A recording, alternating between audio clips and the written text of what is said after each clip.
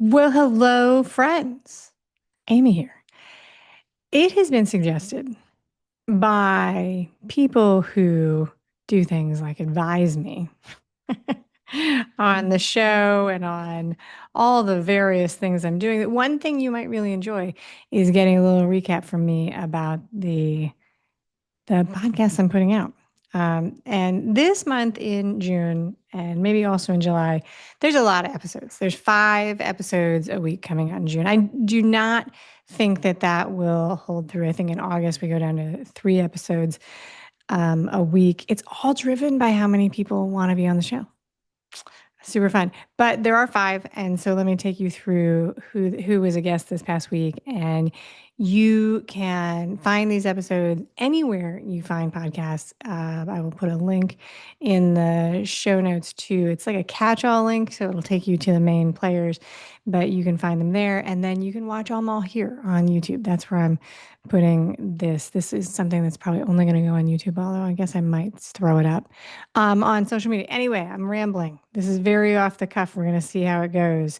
All right. So on the 17th, then my guest was a fantastic person named Clarissa Burt. She talks about reinvention and starting a new project late in life. It's a really, really good story because most of the time when we talk about reinvention, we're talking about 20s and 40s. And so this is not your standard story. And she's a powerhouse of a person.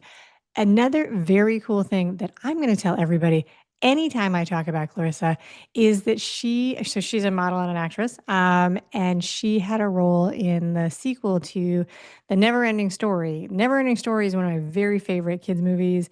It's just like so much fun, and I will admit that I don't even think I knew there was a sequel, but there is a sequel, Never-Ending Story 2. Clarissa was in it. It's an actual role on an actual show. She's got an IMDb record and everything. So love that. Talk about it anytime it brings it up.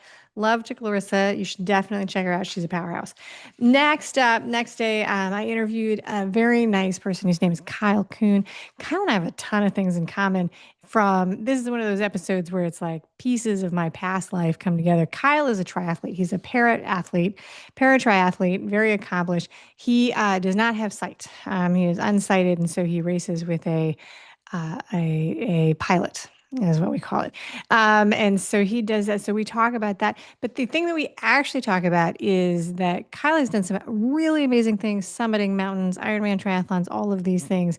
But we talk about Kyle's job search and how his confidence in one part of his life led him through a very dark point in his life where he was really lost and had to redirect, and how it caught him by surprise. It's a powerful story. Not necessarily, you do not need to have a disability to enjoy this story and be inspired about it. One of the very cool things about Kyle's story in connection with me, Amy, is that during our conversation, we realized that the two of us were both at Ironman Boulder at the same time. What are the odds? What are the odds of that?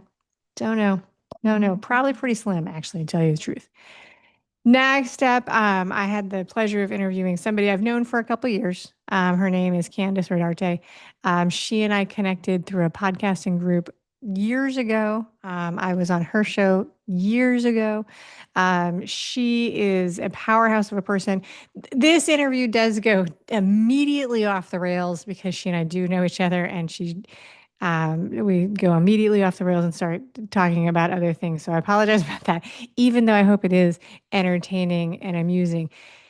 Candice shares with us the story of starting a business, which usually is a story that would be pretty basic, follow a formula. But what makes Candice's story unique is that the theme of her business is built around gratitude. And the reason she was so invested in gratitude at the time is that she started her business shortly after she got a metastatic diagnosis for breast cancer. So we talk about gratitude a lot, and she's better at gratitude than I am. So she's a good person to teach it. Thank you, Candice, for brightening my life and for being a guest on the show. Definitely check that out. And anyway, I could talk about Candice all day, but there we go. Next up, my guest this week was a woman named Suzanne Javor. Suzanne Jabor has a topic that is important enough that she is a TEDx speaker. So that makes her more, more significant than me and worth listening to. What she talks about is grief, specifically talking about grief. She has a very particular message about how we should be talking to each other about grief and grieving more because it is something we all go through. And I agree. Oh my goodness, I agree with that so much. It is crazy how we don't do a good job teaching each other. I guess I really mean so teaching our children, teaching our friends, teaching our peers, passing this down through generations so that we do a better job. What makes this particularly crazy that we do such a poor job of this with each other is that grief is one of the most researched things, and there are actually tons of resources for grief. Like there are available things in all different pockets of the world to have people walk us through grief, which is why it's so weird that when grief happens to us, we're like, and we don't think there's any. So Suzanne shares her journey through grief, which is a very emotional and personal story of losing someone in her life. And she gives her tools and tips for how you can improve being ready and better at talking about grief. We do also very specifically talk about things that Suzanne suggests to say and not say to people in our life when they are going through grief. Definitely something to keep in mind. Check it out. And then on the 21st, on Saturday, Jen Melville. This is a good story, you guys. This is such a good story. So Jen talks about leaving her career in higher education. And you got to listen to this to find out exactly what happened, why she left her career. Such a good story. Oh my gosh. I love it so much.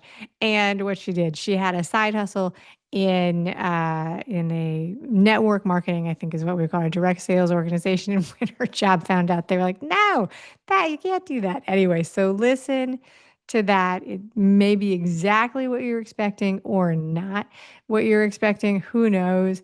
But yeah, so those are the episodes. That's a very entertaining interview because of what her side hustle was.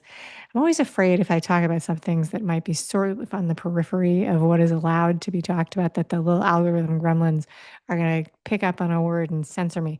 It's not like an adult episode or an adult topic, but you never know. They have no sense of humor, the algorithms. None.